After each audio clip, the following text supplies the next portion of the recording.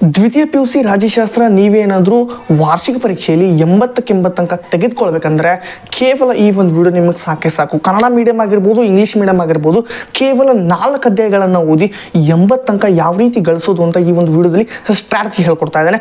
ವಿಡಿಯೋನ ಮಿಸ್ ಮಾಡದೆ ಕೊನೆ ತನಕ ನೋಡಿ, ನಿಮ್ಗೆ ತುಂಬ ಹೆಲ್ಪ್ಫುಲ್ ಆಗುತ್ತೆ. ನಾನು ರಾಹುಲ್ ಬಿಡ್ನಾಳ್, ನೀವು ನೋಡ್ತಾ ಇದ್ದಾರೆ ರಾಹುಲ್ ಬಿಡ್ನಾಳ್ ಚಾನಲನ್ನು ಸಬ್ಸ್ಕ್ರೈಬ್ ಮಾಡ್ಕೊಂಡು ವಿಡಿಯೋಗೊಂದು ಲೈಕ್ ಮಾಡಿ, ನಿಮ್ಮ ಸ್ನೇಹಿತರಿಗೆ ಈ ಒಂದು ವಿಡಿಯೋನ ಶೇರ್ ಮಾಡಿ, ಅವ್ರಿಗೂ ಸಹ ಹೆಲ್ಪ್ ಆಗುತ್ತೆ.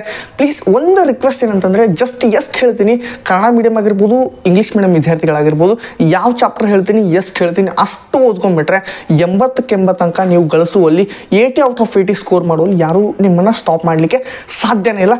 ನಡೀರಿ, ಆಗಿದ್ರೆ ವಿಡಿಯೋನ ಶುರು ಮಾಡೋಣ. ಈಗ ಮೊದಲನೇದಾಗಿ ಸ್ಕ್ರೀನ್ ಮೇಲೆ ನಿಮ್ಗೆ ಕಾಣಿಸ್ತಾ ಇದೆ.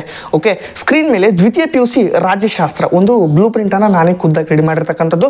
ಈಗ ಅವರು ಏನಪ್ಪ ಮಾದರಿ ಪ್ರಶ್ನೆ ಪತ್ರಿಕೆ ಮತ್ತು ಮಾದರಿ ಬ್ಲೂ ಪ್ರಿಂಟನ್ನು ಇಲಾಖೆಯವರು ಬಿಟ್ಟಿದ್ದಾರೆ. ಸೊ ಅದರಿಂದ ನಾನು ಯಾವ್ಯಾವ ಚಾಪ್ಟರ್ಗಳನ್ನು ಓದಬೇಕು ಅಂತ ನಿಮ್ಗೆ ಹೇಳ್ತಾ ಇದ್ದೇನೆ. 4 ಅಧ್ಯಾಯಗಳನ್ನು ಓದಿ 80 ಅಂಕಗಳನ್ನು ಯಾವ ರೀತಿ ಗಳಿಸೋದು ಅಂತ ಈ ಒಂದು ವಿಡಿಯೋದಲ್ಲಿ ನಾನು ಡಿಸ್ಕಷನ್ ಮಾಡ್ತಾ ಇದ್ದೇನೆ. ಓಕೆ, ಕನ್ನಡ ಮೀಡಿಯಂ ಮತ್ತು ಇಂಗ್ಲೀಷ್ ಮೀಡಿಯಂ ಡೈರೆಕ್ಟಾಗಿ ಪಾಯಿಂಟ್ ಹೋಗೋಣ.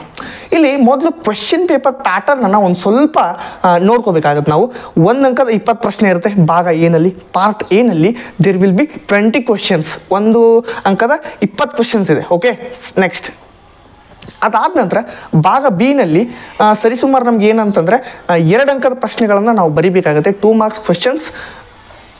ಇಲ್ಲಿ 16 ಪ್ರಶ್ನೆಗಳನ್ನು ಕೊಡ್ತಾರೆ ಅವರು, 16 ಅಂಕ ಕೊಡ್ತಾರೆ. ಸೊ ನಾವು ಬರಿಬೇಕಾಗಿರೋದಷ್ಟು ಅಂತಂದರೆ 10 ಮಾರ್ಕ್ಸಿನ ಪ್ರಶ್ನೆಗಳನ್ನು ಮಾತ್ರ. 8 ಪ್ರಶ್ನೆ ಅವರು ಕೊಡ್ತಾರೆ, ನಾವು ಬರಿಬೇಕಾಗಿದ್ದಷ್ಟು 5 ಪ್ರಶ್ನೆಗೆ ಉತ್ತರವನ್ನು ಕೊಡಬೇಕು. ಇಲ್ಲಿ ಆಲ್ರೆಡಿ 5 ಇದೆ. ಅದಾದ ನಂತರ 5 ಅಂಕದ ಪ್ರಶ್ನೆ 9 ಕೊಡ್ತಾರೆ, 6 ಬರಿಬೇಕು. ಇಲ್ಲಿ ನಮಗೆ 30 ಅಂಕ ಸಿಗುತ್ತೆ. ಅದಾದ ನಂತರ 10 ಅಂಕದ 4 ಪ್ರಶ್ನೆ ಕೊಡ್ತಾರೆ, ಬರಿಬೇಕಾಗಿರ್ತಕ್ಕಂಥದ್ದು 2. ನಡೀರ ಇದ್ರ ಬ್ಲೂ ಪ್ರಿಂಟ್ ನೋಡೋಣ. ಈಗ ಕ್ವೆಶ್ಚನ್ ಪೇಪರ್ ಪ್ಯಾಟರ್ನ್ ನಿಮ್ಗೆ ಗೊತ್ತಾಯಿತು ಅಂತ ಅನ್ಕೊಂಡೆ.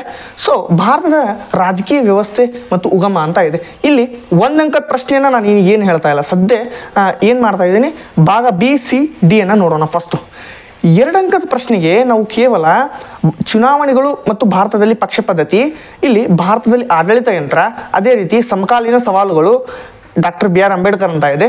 ನೆಕ್ಸ್ಟ್ ಅದಾದ ನಂತರ ಇಲ್ಲೇನಿದೆಯಲ್ಲ 5ನೇ ಒಂದು ಚಾಪ್ಟರ್ ರಾಷ್ಟ್ರ ನಿರ್ಮಾಣ ಮತ್ತು ಸವಾಲುಗಳು.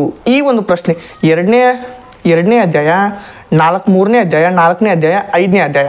ಈ 5 ಅಧ್ಯಾಯಗಳನ್ನು 2 ಅಂಕದ ಪ್ರಶ್ನೆಗಳಿಗೆ ಮಾತ್ರ ಓದಬೇಕಾಗಿದೆ, ಇಷ್ಟೇ. ಅದಾದ ನಂತರ ನೆಕ್ಸ್ಟ್ ಏನು ಅಂತಂದರೆ ಇನ್ನೊಂದು ಪ್ರಶ್ನೆ ಹೆಚ್ಚುವರಿ ನಾವು ಓದಬೇಕಾಗಿರೋದಷ್ಟು. ಇಲ್ಲಿ ನೋಡಿ, ಚುನಾವಣೆ ಮತ್ತು ಭಾರತದಲ್ಲಿ ಪಕ್ಷ ಪದ್ಧತಿ 2ನೇ ಚಾಪ್ಟರ್ನಲ್ಲಿ 1 ಕ್ವಶನ್ ಸಿಗ್ತಾ ಇದೆ. 3ನೇ ಚಾಪ್ಟರಲ್ಲಿ ನಮಗೆ ಮತ್ತೊಂದು ಕ್ವಶನ್ ಸಿಗ್ತಾ ಇದೆ. 4 ಮಾರ್ಕ್ಸ್ ಇಲ್ಲಿಂದ ಬರ್ತಾ ಇದೆ. ಅಂದರೆ 2 ಕ್ವಶನ್, 1 ಕ್ವಶನ್ ಇಲ್ಲಿ 2, 3 ಆಯಿತು. ಇಲ್ಲೊಂದು 4ನೇ ಚಾಪ್ಟರಿಂದ 1, ಇಲ್ಲೊಂದು 5 ಆಯಿತು. ನೆಕ್ಸ್ಟ್ ಸಮಕಾಲೀನ ರಾಜಕೀಯ ವಿದ್ಯಮಾನಗಳು ಅಂತ 7th ಚಾಪ್ಟರ್. ಆ ಒಂದು ಚಾಪ್ಟರಿಂದ 1 ಪ್ರಶ್ನೆಯನ್ನು ಓದೋಣ. ಟೋಟಲ್ ಆಗಿ 1, 2, 3, 4, 5, 6 1 ಎಕ್ಸ್ಟ್ರಾ ಓದ್ತಾ ಇದ್ದೇವೆ. ಸೊ ಅವ್ರು ಕೇಳೋದೆಷ್ಟು 8 ಕೇಳ್ತಾರೆ, ನಾವು ಬರಿಬೇಕಾಗಿರೋದಷ್ಟು 5 ಬರಿಬೇಕು, 1 ಎಕ್ಸ್ಟ್ರಾ ಬರ್ದು ಬನ್ನಿ. ಇದಿಷ್ಟನ್ನು 2 ಮಾರ್ಕ್ಸಿಗೆ ಕ್ವೆಶನ್ಗೆ ಮಾಡಲೇಬೇಕು. ನೆಕ್ಸ್ಟ್ ಅದಾದ ನಂತರ 5 ಮಾರ್ಕ್ಸಿನ ಪ್ರಶ್ನೆಗೆ ಏನು ಮಾಡಬೇಕಂತಂದರೆ 5 ಮಾರ್ಕ್ಸ್ ಕ್ವೆಶನ್. 1ನೇ ಚಾಪ್ಟರಲ್ಲಿ 2 ಕೊಡ್ತಾ ಇದ್ದಾರೆ, 10 ಮಾರ್ಕ್ಸ್ ಇಲ್ಲಿಂದ ಬರ್ತಾ ಇದೆ. ಅಂತಂದರೆ 5 ಮಾರ್ಕ್ಸಿನ 2 ಪ್ರಶ್ನೆ. ಯಾವುದು ಇಂಪಾರ್ಟೆಂಟ್ ಹೇಳ್ತೀನಿ, ಇಂಪಾರ್ಟೆಂಟ್ ಕ್ವೆಶನ್ಸ್ ಕೂಡ.